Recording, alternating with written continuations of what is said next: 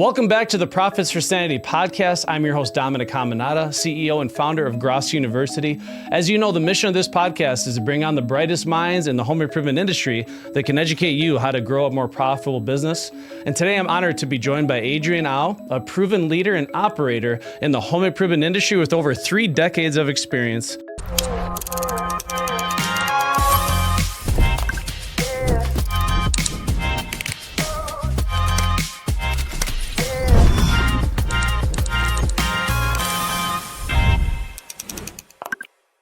Adrian's journey spans from working in the field as a window glazier, becoming a top-performing salesperson, leading multi-state teams, and ultimately building Lake Washington Windows and Doors, which has grown to be one of the fastest-growing and largest window companies in the Seattle area. Along the way, Adrian has earned multiple President's Club honors and built high-performance sales organizations rooted in strong culture, discipline, and servant leadership, which is something I absolutely love. In this episode, we're going to talk to Adrian about what it takes to scale without losing control, how defined sales process can drive consistency, and how technology and AI are shaping the future of home improvement sales. So let's go ahead and dive in, Adrian. I just want to thank you for coming out, and I have to do this. Yo, Adrian, how you doing? Oh, doing good. Oh, Adrian. Yeah. I did it. I did it, yeah. So thank you so much. You want to tell everyone where you're from again? Yeah, we're from Seattle, Washington. I actually live outside the Seattle area east, about 20, 30 miles in a small town called Snoqualmie, Washington. So, yeah. Okay. Beautiful area. I've only been to Seattle a few times, did a few trainings out there, but I always enjoy going out. The Pacific Northwest, very beautiful things to see out there. So You must have come in the summertime then. yeah, it was. It actually was in the summertime, similar to like Wisconsin, right? Obviously coming here this time of year, there's nothing really great to see, but yeah, Wisconsin's really pretty in the summer. So. Yeah. I appreciate the opportunity here. Yeah, Thank you. my privilege. So let's go back to your childhood a little bit. So you grew up with a father that was born in the trades, and it seems like just based on your trajectory in your life, you learned a little bit about like grit, hard work, and what it takes to really persevere through life and overcome obstacles. So what was it about the way you were brought up as a child you feel that kind of carried over into your leadership and sales style today? Yeah, I mean, my dad was an extremely hard worker. Mm-hmm. He was a linesman for a phone company back then in the 80s and 90s. It was called Ma Bell. Mm-hmm. Eventually, they merged and were purchased by AT&T. So he was literally in buckets and climbing poles and dropping lines. And, at a very young age, I just remember my dad leaving, the house at 4 or 5 in the morning and oftentimes not getting home until after 6. And so at first, it was a little tough because he missed some milestone, moments, Yeah. Football games and those types of things. But as I grew older, I began to appreciate what he was doing. Although he wasn't a leader in his organization, he was our de facto leader in our household, right? Yes. And he behaved as a leader by setting the example with his strong work ethic, and to do what he did requires a lot of sacrifice. Yep. It wasn't easy for him to miss the football games and some of these things that happen in his personal life, but he had to put food on the table. Yep. And he had to keep the lights going. And so that sacrifice is something that I think I've taken forward in how I run my business and how I run my life in terms of being a servant leader for my people and sacrificing. And then demonstrating the work ethic that my dad had in every day, showing up to the office and being present and engaged, even though we have, a team of leaders, that work with me now. So yeah, no, it's amazing. I can relate to it quite a bit. So I don't know how much you know about my background, but my father owned a demolition company, so-called RJ's Westside Demolition. So I grew up ever since I could walk with a sledgehammer in my hand. And my dad would literally come home smelling the high heavens with all kinds of different cuts and scrapes and bruises and eye patches on and limping. And he's like constantly beating the heck out of his body and sacrificing for his family. And at a very young age, it definitely taught me a lot about mental toughness, grit, hard work, determination, and just that whatever it takes mentality to provide for your family. And I love the term servant leader. Because, whether you're leading a team or you're selling, selling is service too, right? So if you go into a house or you go in front of a team with the intention to serve, And I'm actually preaching that to salespeople all the time. Sales is not high pressure, it's high service. That's your number one mission in life, is to provide a service. So, and I actually liken sales and leadership a lot to one another because it's all about influence. So I actually have a definition of a salesperson, which is an agent of influence that can influence other people in the direction which they want them to go. And my definition of leadership is an inspirational agent of influence that can navigate their team to a clearly defined destination. But both of them are very similar in terms of the servant part. We're here to serve. So I absolutely love that.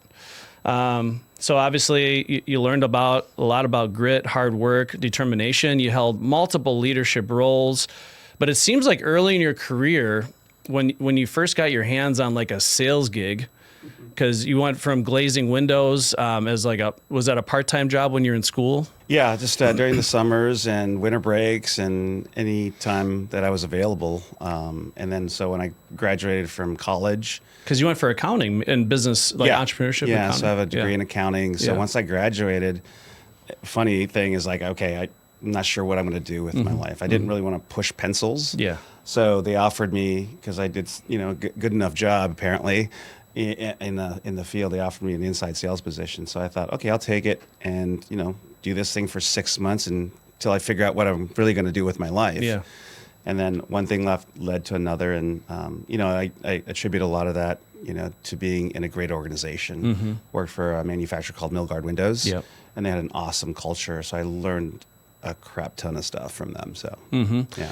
What do you feel about your personality or your love of servitude or your ability to influence? What do you feel made you kind of it seemed like you were a natural fit for sales, or was it just your determination and hard work and perseverance that made you so good at selling early on?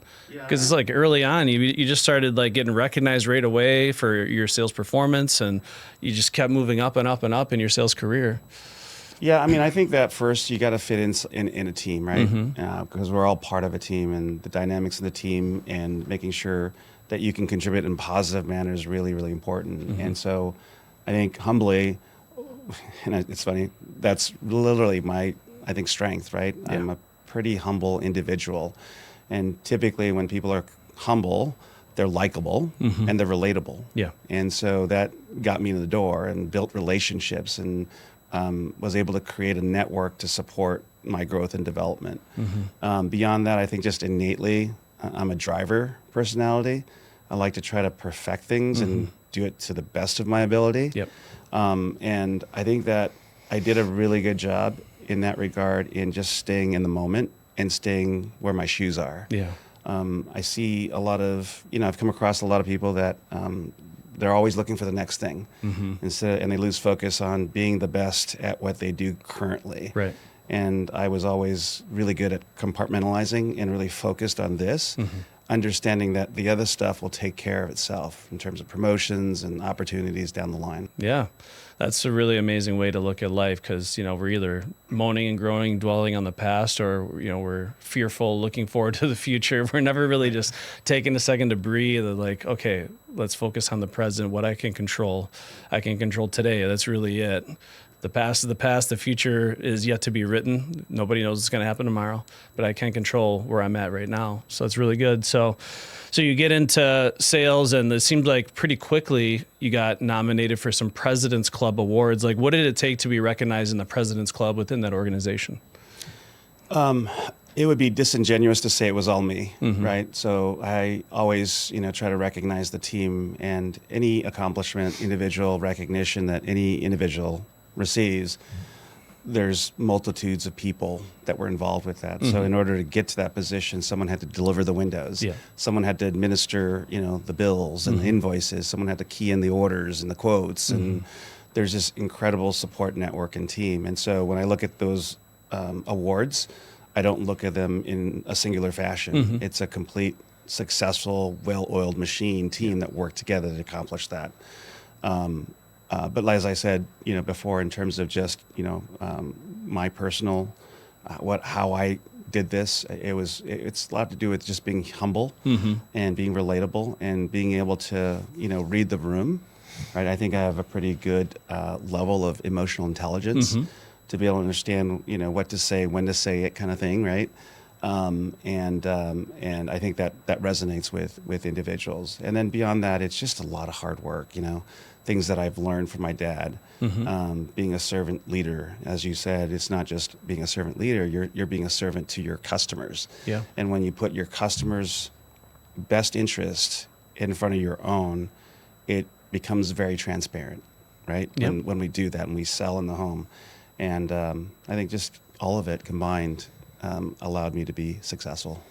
Yeah, that's really powerful. I mean, this is something I always told myself before going into any home or even going into a sales meeting is, I'm going to give them the best presentation they've ever seen and make them feel like the most important people in the world. I want to be like the best hour of someone's day or the best 2 hours or whatever. Because, very few people make you feel special anymore, right?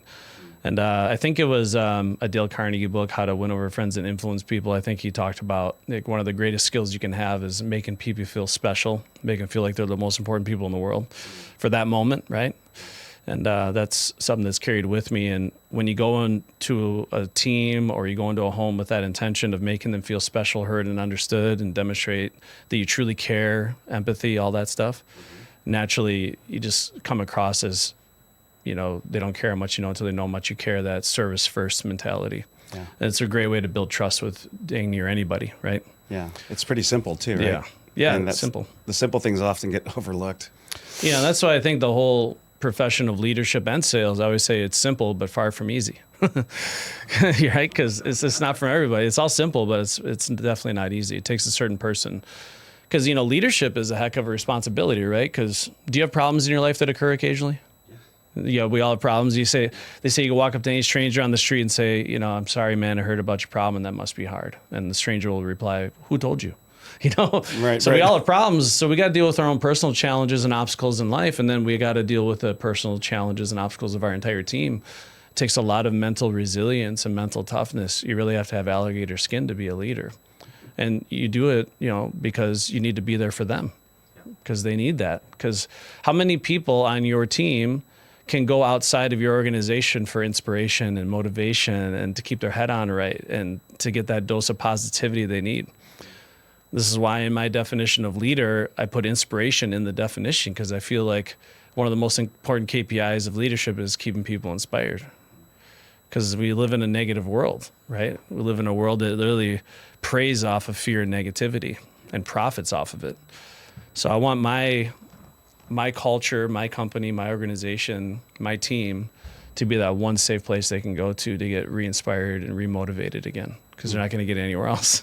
Yeah, that's really good. It's a heck of a responsibility. So obviously you started leveling up in your career, President's Club, and then you started overseeing like multiple state regional territories. So kind of explain that transition and what were some of the things you were able to learn about managing such a large area?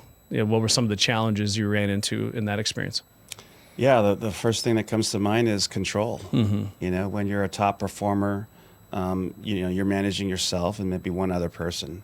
And it's a lot easier to pull those strings and get the outcome that you want based on how you behave and how you work, right? And so when I moved into that position of like being the top performer to being a leader and manager of multiple people, I quickly realized that success isn't defined by, the KPIs necessarily. Success is defined by how well I'm able to develop and grow those individuals. And so that was a big mind shift for me. The other thing is just when you become a leader, you got to set your ego aside. Yep. Right. And here I am, President's Club, Inside Salesperson of the Year. And so you're in the spotlight, right? And you're getting all the accolades and the recognition. And a leader is more of a, hey, I'm going to step back and let you shine, right? And my job is I'm not the guy scoring touchdowns anymore, right? I'm the GM making sure that I put pieces around you so that you can be successful. Yep. And that takes a little bit of like taking your ego and setting it aside and saying it's okay. It doesn't matter who gets credit. Right. And when we're in an organization and you can create an organization where nobody cares about who gets the credit, that's a winning organization. Yep. So I used to talk about this because I'm in Wisconsin, and the Milwaukee Bucks won the NBA championship, I think like 4 years ago, something like that. And I think the coach's name was Michael. Is it still Michael? I forget his last name, but Giannis, right? The Greek freak. Everyone knows Giannis. And I said it was crazy after they won the championship. The coach was like, I could have played better than Giannis, and I could have been the MVP of the NBA championship, but I just wanted to have Giannis have his time in the spotlight for now. But I could have beat him. Obviously, that conversation never happened because it's completely irrelevant. It's ridiculous. Yeah. So having a coach that can outplay their players makes no sense. Like, your job as a coach is to create people that can outplay you in every form of the fashion, and you should be proud of that.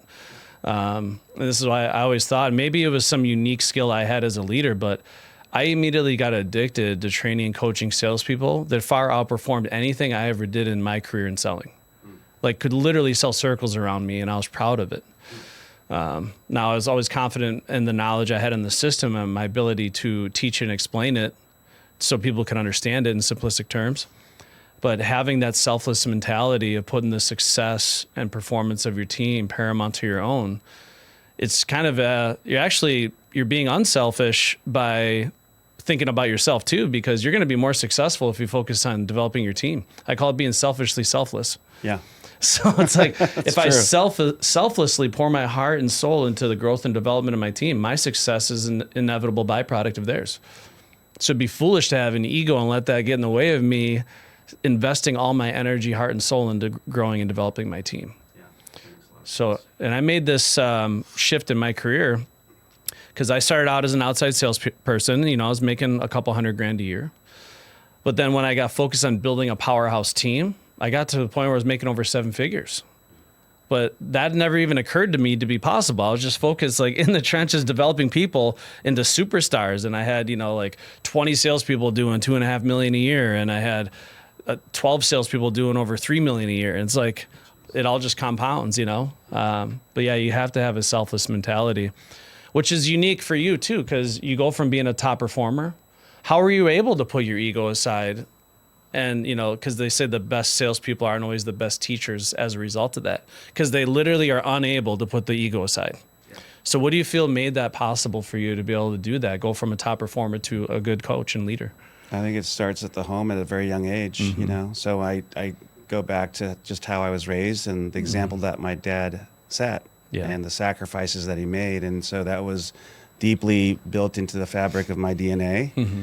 And I would be lying if I said, there's times I'm fighting that, right? Yeah. Because we all have egos, and it's probably good because it gives you a little bit of that edge, right? Competitive edge. But without that early influence, I don't think I could have, right? Yeah. And so I think I attribute it to that. Awesome.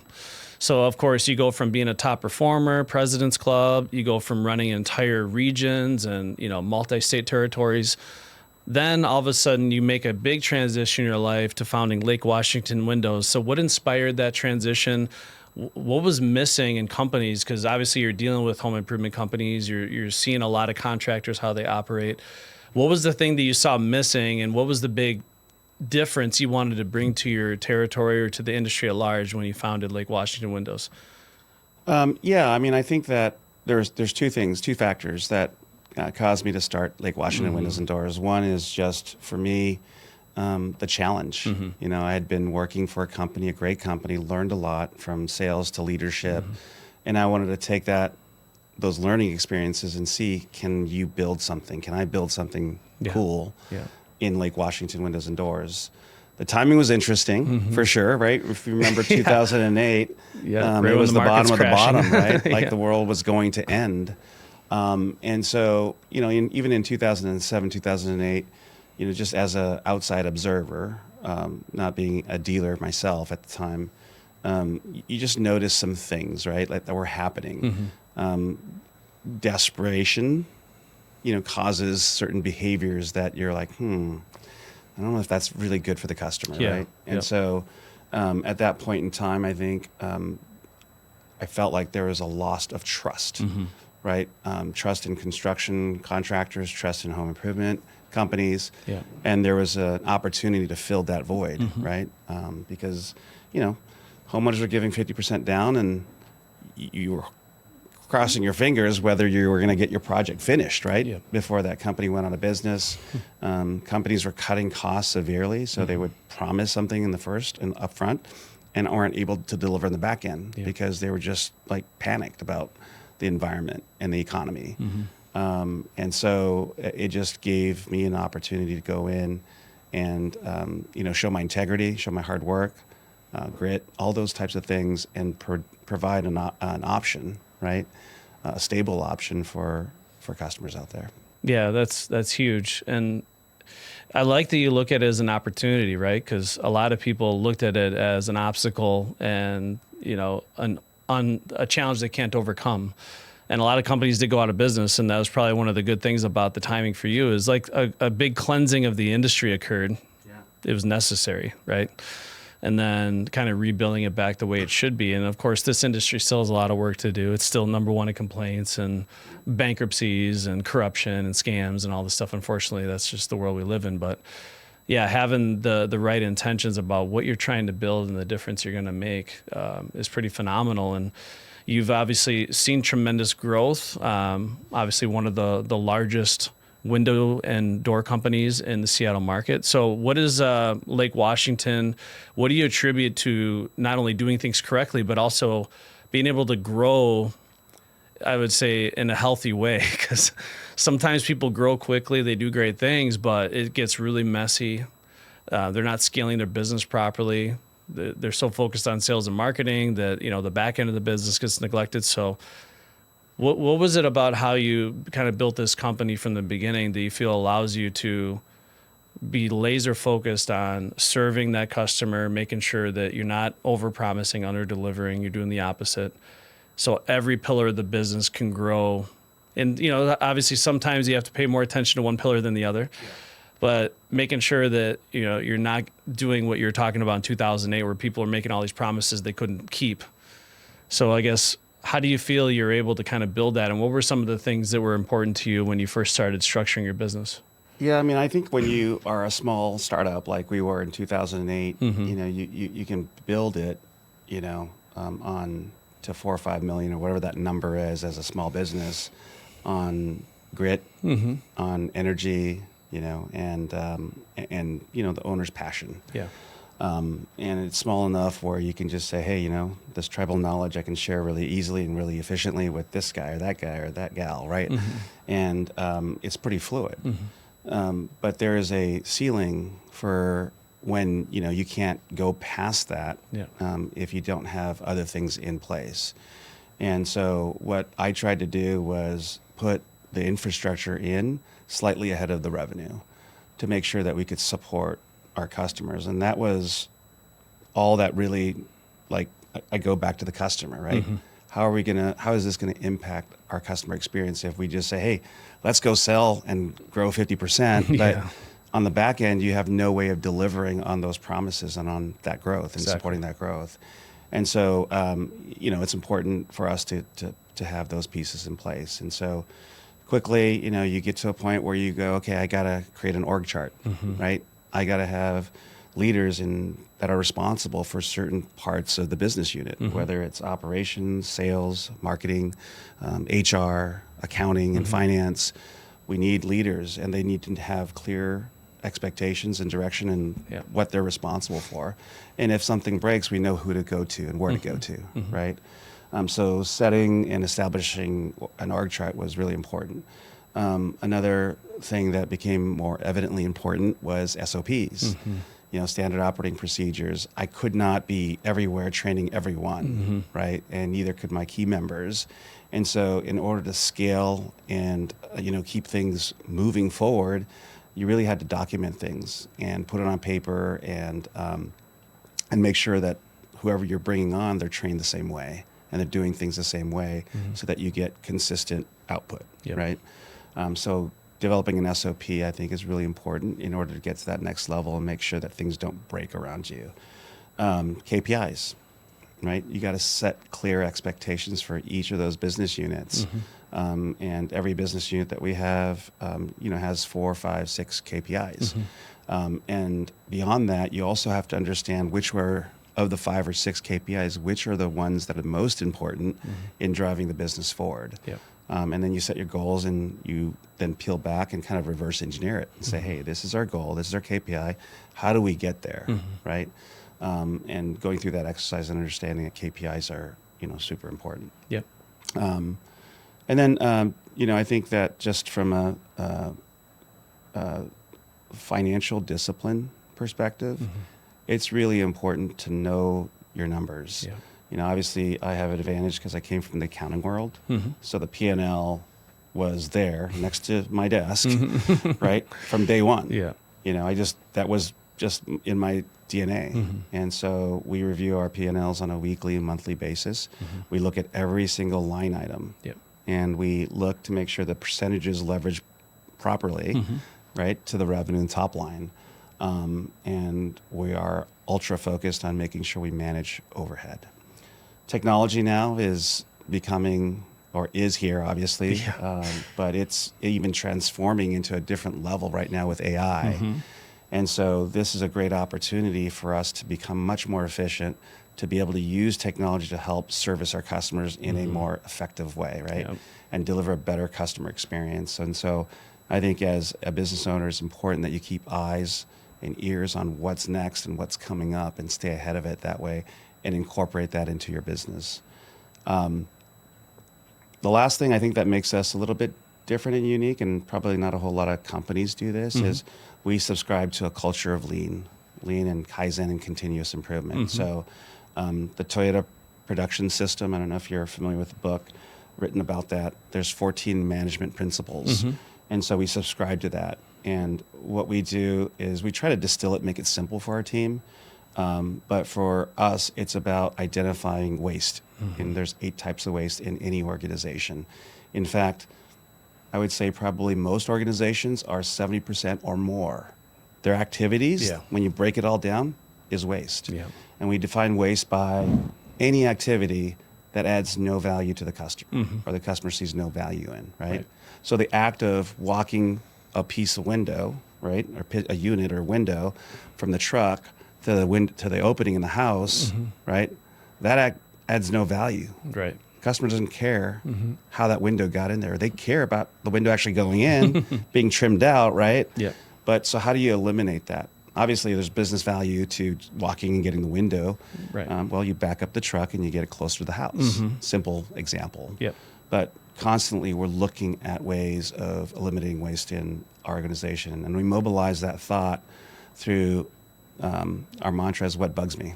Yeah. So someone comes and says, hey, this really bugs me. I mean, okay, Joe, love it. Let's get on that. Right? I want to empower you to try to solve and help us solve it. You're the frontline person. You're the one that sees it and experiences it. I want your feedback, and I want your involvement to help us solve this issue. And we're trying to spread that sort of mindset and mentality through our organization, because as you get bigger, your business gets more complicated, more hands in the pot, more people with ideas and they're throwing things out, right? And it's vitally important that as you get bigger, you simplify. Right. And lean and that culture is all about like eliminating waste and asking the 5 whys. Well, why do we do that? Oh, well, why do we do that? And why is this? And then after 4 or 5 of these why questions, you realize, I don't know.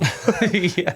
They just told me to do it this way. The SOP says the way this, we've right? always done it. Right. So I think those are some of the mechanisms and some of the systems that I think are important in running a successful business. Yeah, I mean, everything you just shared there, and if I was, Bradley, I'd push the dropping bombs button. It'd be like, there's a lot of good stuff there because, the industry, as you know, is very much wild, wild west, and people do shoot from the hip, even at, 10, 15, $20 million organizations, still just winging it and trying to run a business off of that grit and enthusiasm and that energy. Yeah. But you're a ticking time bomb, right? So you're taking the time to design and document and implement and optimize processes and procedures across all your organizations. It takes time, but when you do that, now you do have permission to fire yourself from these different roles, so you're not running around wearing 15 hats all the time, because the goal for any leader hopefully is to find people even more capable than you at certain tasks and empower them and give them the tools and resources to thrive, right? That's really what I look at leadership. I don't have to have all the answers, but I need to be able to have the systems and processes where I can bring these people in, give them some guidance and structure, and then empower them to do it better than I ever could, That's really the goal. And it seems like you've done it at the highest level. Still working at it. Yeah. Work in progress. And speaking of systems and processes, I am proud to say that you are a client of Grosso University as well. So you've been in the game and selling for a long, long time, been in the trades for a long time. So what do you feel about implementing the Grosso system helped with some of these SOPs? Before you became a client of Grosso University, I'm assuming you had a sales process, but implementing the Grosso system fully, did you see that in the sales department help really enhance, the predictability and the ability for you to grow and scale that sales division? It's been a game changer. Mm-hmm. It's just been a game changer. Yeah. In 2023, 2024, we literally flatlined on our retrofit sales. We weren't growing. Yeah. And so at the end of 2024, I really had to dive back into it and say, hey, why aren't we growing? Yeah. What are we not doing correctly? And so, did a lot of research online, and there was actually you did a podcast with this gentleman. He had a different philosophy on selling. Was it the one called Close Debate? Yeah, the one called Close Debate. That was Vic's son. We're good friends, by the way. Yeah, and so he had a different way of approaching it. He's saying this type of system is dead and long gone. It's of the past, and he had some compelling reasons for his methodology. Yes. And then you countered, and I thought that was a really cool little battle. Yeah. And literally, I sat there and go, well, who do I choose? Right, that style or that style, and I just went all in with the Grosso and what you had to do because it just made sense to me. Yeah, and it was really simple, and it wasn't about high pressure. That was the cool thing about it. Well, hopefully you could tell by that debate that Vic's son's way smarter than I am. But I know what I know, and obviously I know the history of what I've been able to achieve and what all the top organizations that I've had privileged to work with have achieved following this process. So I'm just basing off of life experiences. He's going back to the beginning of humanity with all of his data. He's way smarter than me. Very, yeah. I think that was more theoretical, right? Yeah. Whereas you're boots to the ground. Yeah. I've done this. Yeah. This works. Exactly. And I think that resonated with me. But yeah, we adopted, Grosso in December of 2024. Yeah. At the time, we were floundering in our sales division. We had lost a couple of reps. We were down, 2 or 3 reps at the end of the year. We were trending to a 26, 27% close rate as a team. Yep. And that just isn't sustainable. Mm-hmm.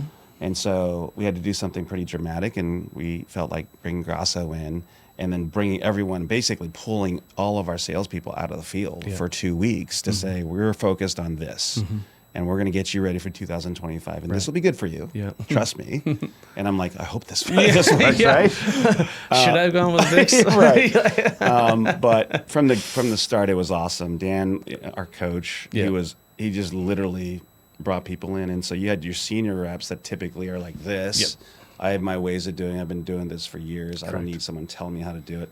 Lean forward and lean in to the training. Yep. Because here's a person, who's been there, done that. And he was speaking a language that they could relate to. Yep. And so that was really, really powerful. And so we mobilized our guys in January. We said, hey, go sell. Mm-hmm. Here's our goal. We got to go do it, right?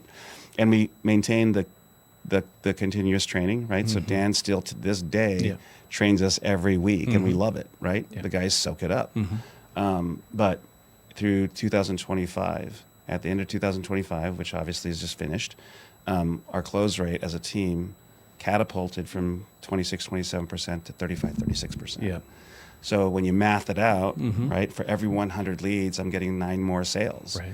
On an average ticket of 15 to 16, 17,000, that's nearly $150,000 of additional revenue and sales for every 100 leads. And of course, we run a crap ton more than 100.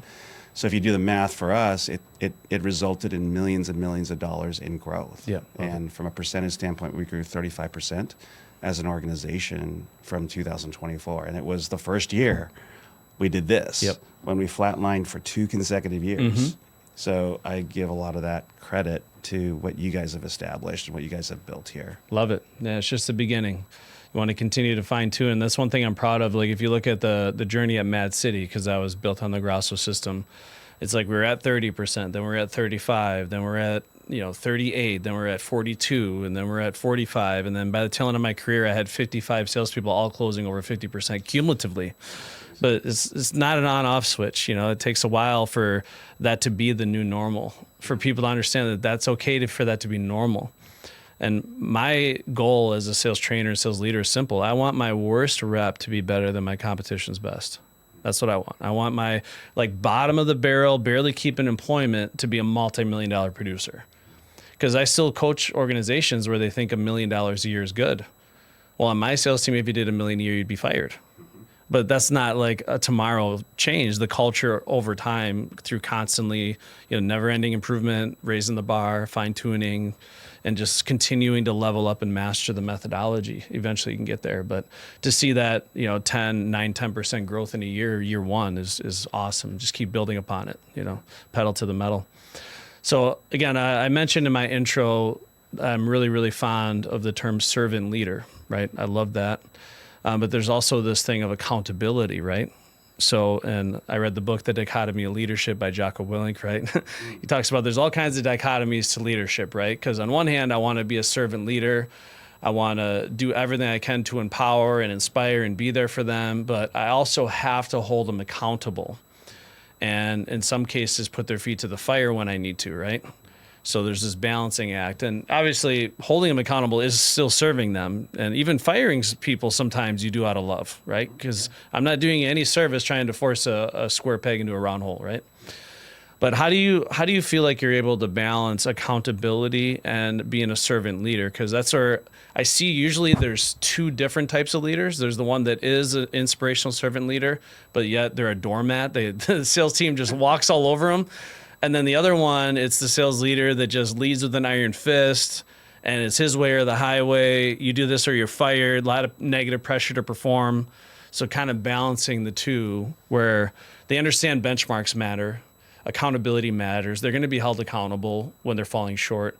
But also I'm still doing it in a way where I'm maintaining my trust, my rapport with my team, my respect, and doing it in a way that empowers them. It doesn't debilitate them or demoralize my team, right?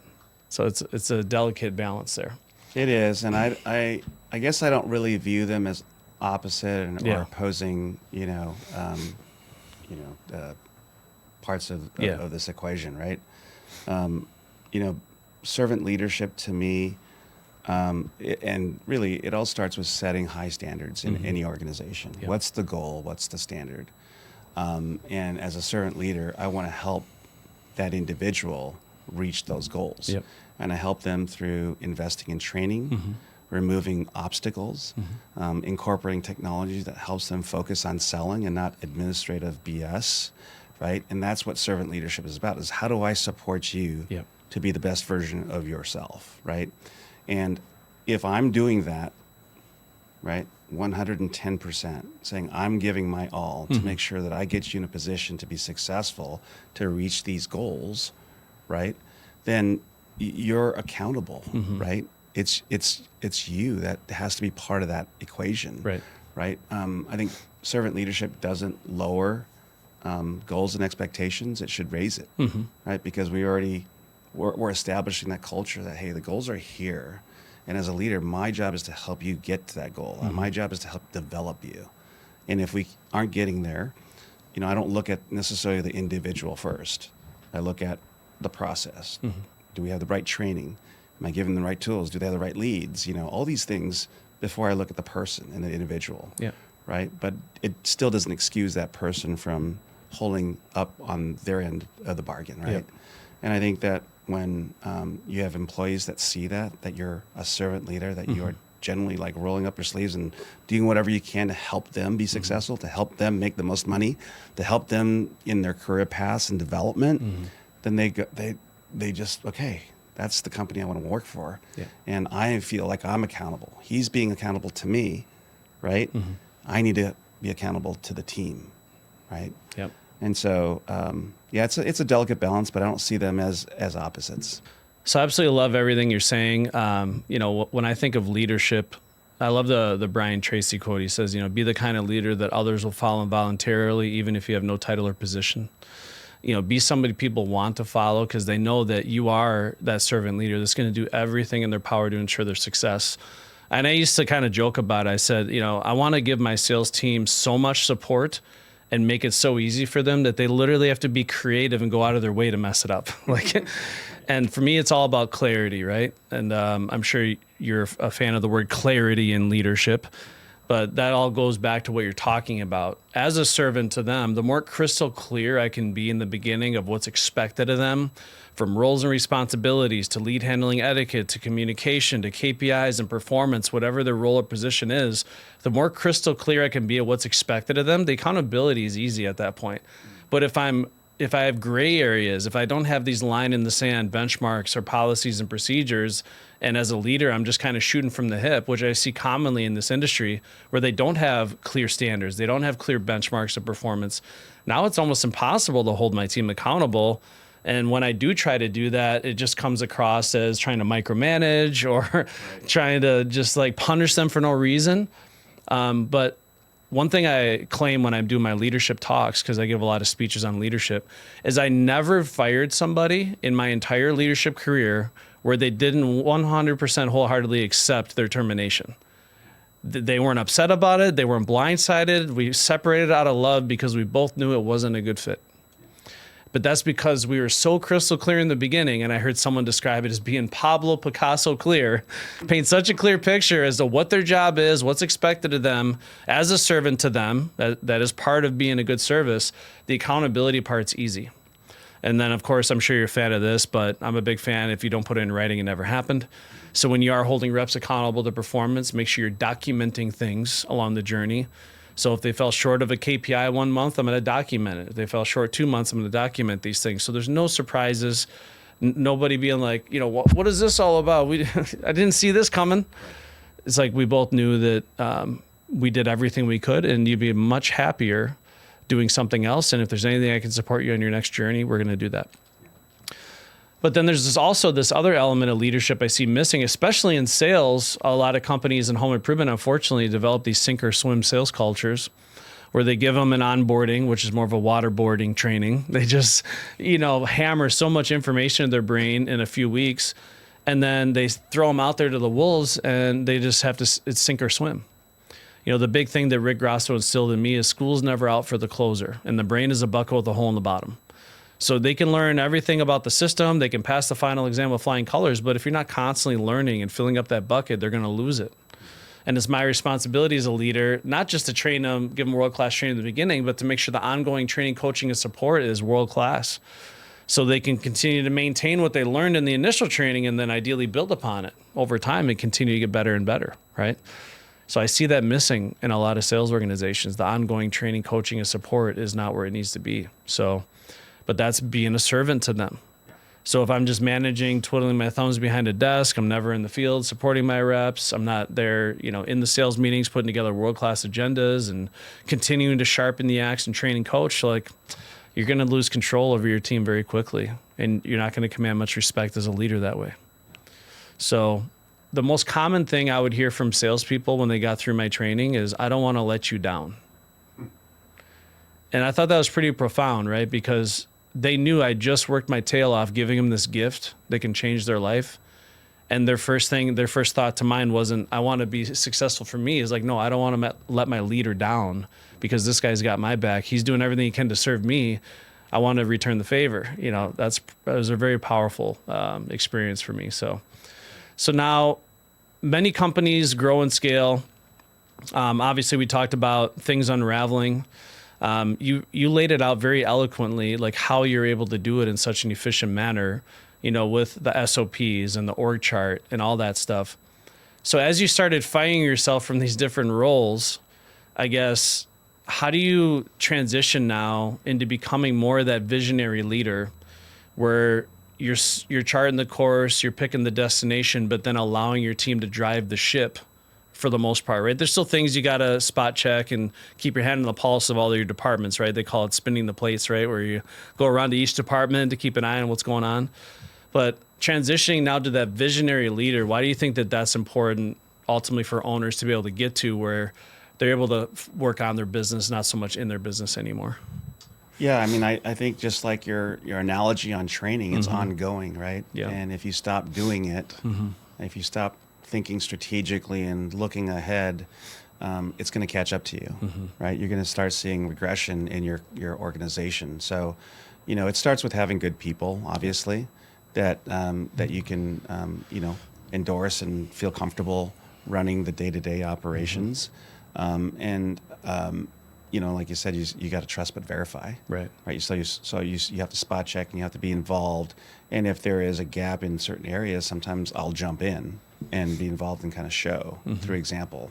But that's not what you want to do. When you get to that, certain size of an organization, you want to spend, 50 to 60 to 70% on strategic thinking. And how do we stay ahead of the curve? How do we, outcompete some really strong competitors, nationals, right? Private equity is gobbling up all these window companies, independent window companies, and they're making this big organization that has buying power and has access to all the technologies and the latest and the greatest. And so you got to be able to compete in that really tough environment. And so as a leader, it is important to carve that time out for strategic thinking, while also kind of keeping an eye on your operations. That's really powerful. I venture to guess a lot of leaders watching this are probably thinking to themselves, like, spending that much time in strategic thinking, how do they get to that point? And you kind of laid it out earlier. How do you get there? But that is so valuable, just taking time to really start planning ahead. And that's actually one thing that's not very common in this country at all. And just our generation, I'd say, is people thinking into the future. We have a hard enough time trying to plan what we're going to do today or tomorrow, much less months and years in advance where we're going. But it's really important as a visionary that you do invest that time. It's time very much well invested. One question I like asking all owners and leaders that come on the show is, how do you stay positive? How do you stay inspired, right? How do you stay motivated? Like, how do you stay uplifted? Because for me, I need to have an abundance of belief. I need to have an abundance of inspiration, abundance of love, so I can share with my team. It's not easy. Like, do you read a lot of books that help you? Do you listen to podcasts? Like, what are some things that help you stay positive, stay motivated? Or are you just generally kind of wired that way, where you have a more optimistic outlook on life? Yeah, I tend to look at things with, a glass half full. Yeah. So I think some of it is just genetics. I do a really good job of compartmentalizing, especially negative things. It's like, okay, there, done, move on, right? And I think that's really important. And I think the thing for me, my personality is not like way up or way down. I'm kind of steady Eddie, right? And it's not it's not that charismatic leader that you're like, oh man, I'm so inspired, but it's over time. Consistency. Oh yeah, we did something wrong. He didn't go off the rails. We had an awesome month. We didn't he wasn't on cloud nine, right? Yeah. At a Mercedes dealership buying a new Mercedes or doing stuff like that, right? He's just steady Eddie, and that's a reliable. I think that's a reliable personality to sort of work with, and understand that that person's consistent. Right. So yeah, I mean, I think that I also think that just decompressing and giving yourself time to decompress is important. There was a time when I was just listening to podcasts driving to work, listening to podcasts going out, or whatever, right? Like inspirational things and reading, and I'm like, gosh, I'm feeling a little bit burnt out. Yeah. And so you need the opportunity to recharge, and everyone's different, right? And so for me, my outlet is sports activities. Whether it's playing golf or watching football or whatever it might be, it just gives me joy, and it's my recharge. Especially for me, I'm an introvert by nature, and so my recharge is, okay, I just need to sit in front of the tube and just watch the Seahawks, right? Which they've become really easy to watch, right? Yeah, congrats, by the way. Thank you. It's exciting. And then my wife is the opposite. She's like, hey, where do we go? Yeah. Who do we go see, right? And she gets recharged that way. So you just have to understand your body and how how to get the most out of yourself. Did Seattle have like a huge welcome party then? Like did you? Oh, they just had it yesterday. Okay. Did you go to that or? No, we were here. Oh, that's right. Yeah. That's right. I'm sorry. No, because it just takes a whole day to get over here from Seattle. But and I went to the first one, so that was cool. They had over like 1 million, I think, individual people that showed up. So it's a big deal. It's quite the party. Yeah, good party. That's exciting. My son asked if he could get school off, take the day from school. Mom says no. Absolutely not. You can watch it on TV later. We'll record it for you. So obviously a lot of great things, like watching Windows wildly successful. And then you got into a new venture with AI with WindowEdge. So you want to explain what WindowEdge is all about, why you felt compelled to get involved into this concept, and what are some of the problems that you're looking to solve or optimize with WindowEdge? Like, what is it all about? Yeah, I mean, we have probably 6, 7 different pieces of technology in our organization. Mm-hmm.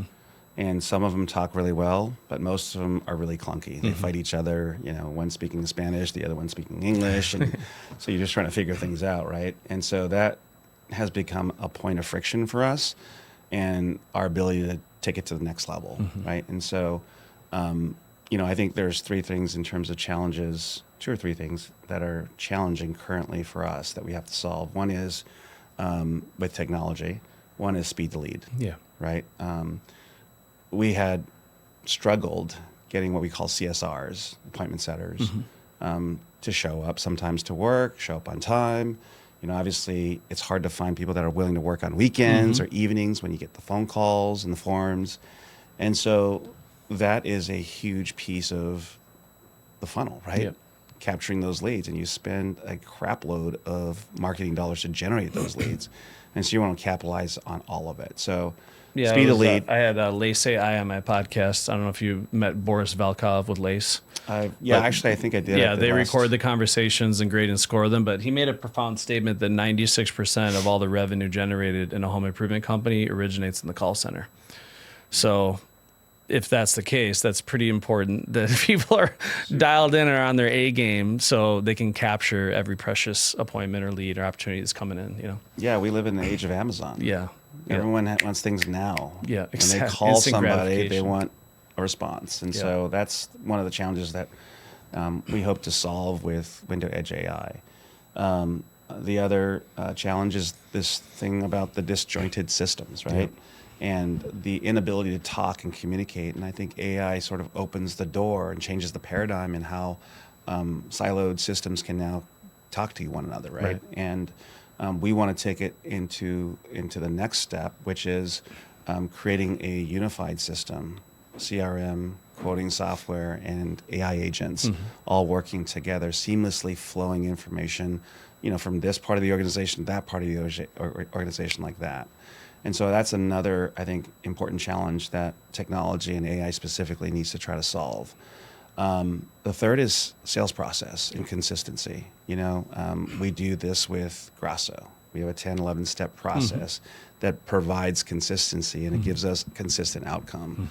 But how we deliver it sometimes can be a little bit left field, right field, center field, right? And so AI tools help us deliver pricing in one consistent manner, in one consistent way. Yeah. Helps us deliver pricing quickly because everything is right now.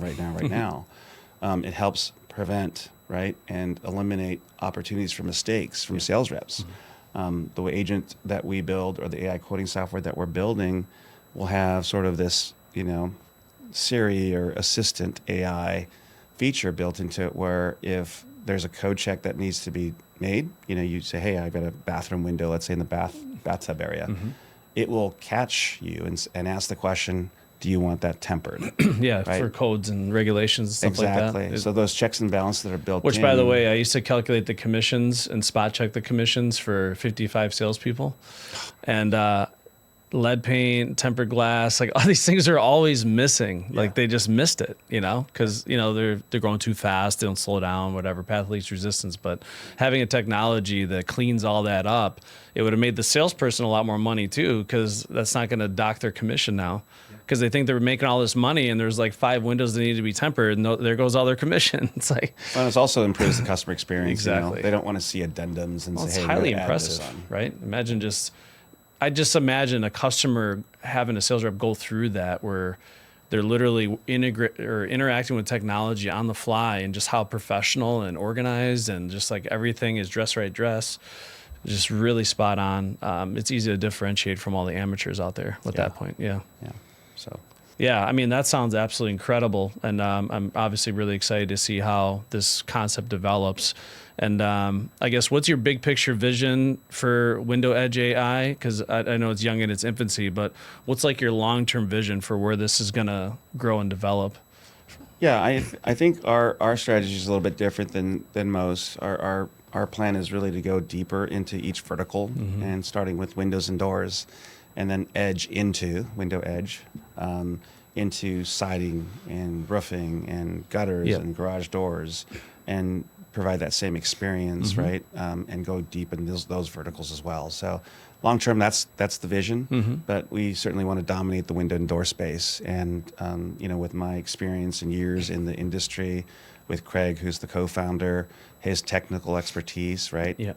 As a software individual and person for many years, we think we've got a great team to be able to make that happen. Yeah, sounds like it. Yeah. And then I just think about where I came from when I first started selling. I had a 3-ring binder. I don't know if you did when you first got into it. Had the 3-ring binder going page by page. And then I gave my proposal basically like on a napkin. It was a glorified napkin, but it was a closing sheet. And then handwriting all my proposals and agreements, and then having all my salespeople do that, trying to translate all their chicken scratch, and most of their handwriting is not legible, right? And so many things were missing. People selling roofs where the color's not even selected, or selling baths where they didn't even determine like what color shower base or what style wall system we're going with.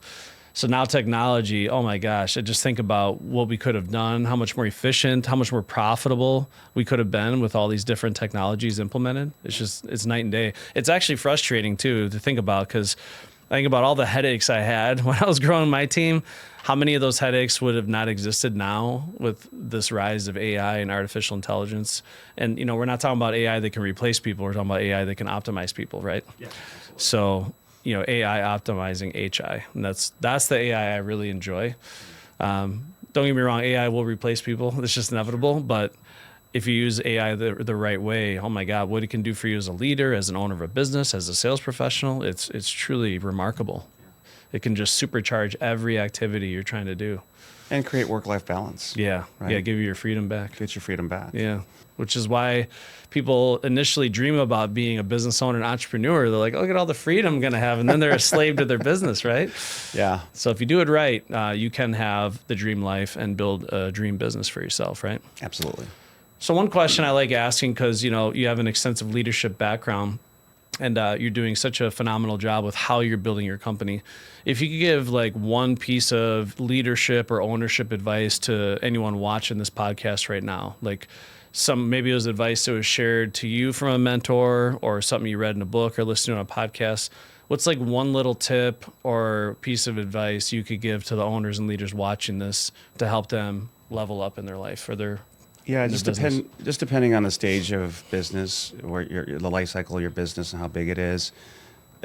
Regardless, carve out some time for strategery, right? Yeah. For strategic thinking, and make it intentional, right? Be intentional about it and think through and put it on paper and set your goals on paper, because that's really, really powerful. Like you said earlier, it's meaningless if it's not on paper. Yep.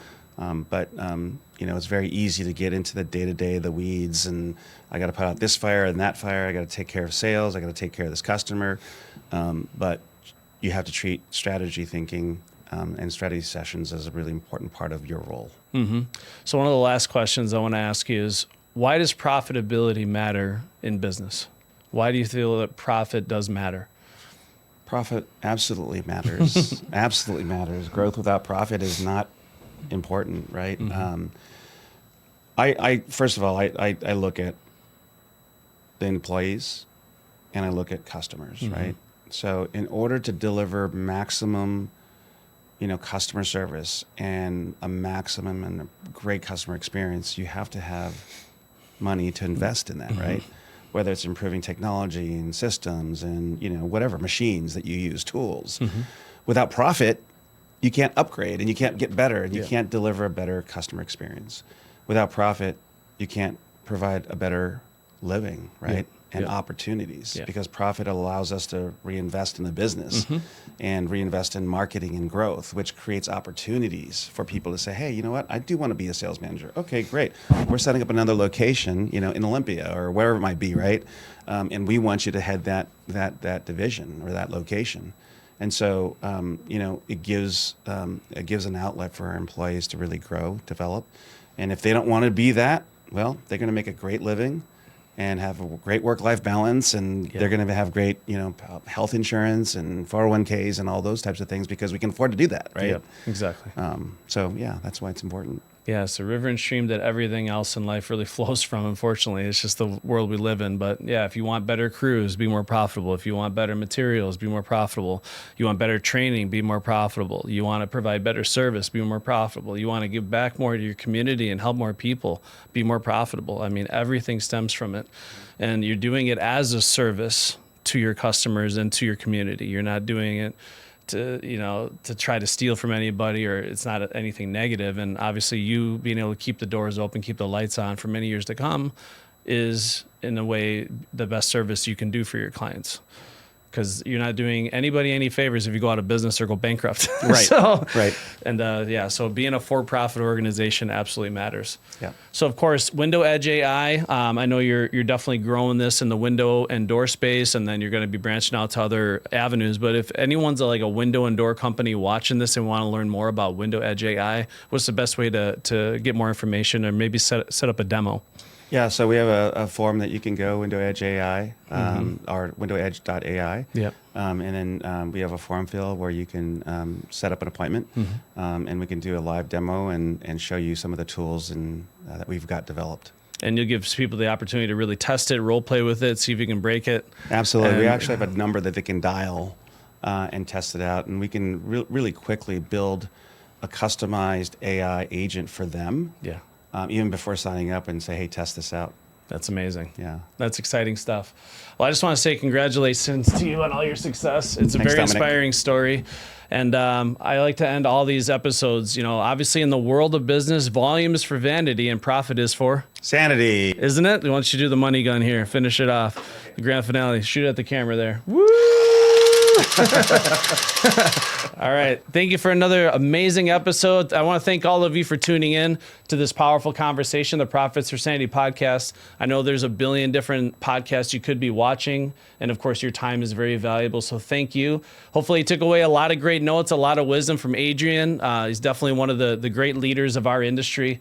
So make sure you tune in for more amazing content on the Profits for Sanity podcast, as we're bringing the best and brightest in the home improvement space that can educate you how to grow and scale a more profitable business. On behalf of Grosso University, SEOR Closer, and we'll see you on the next one.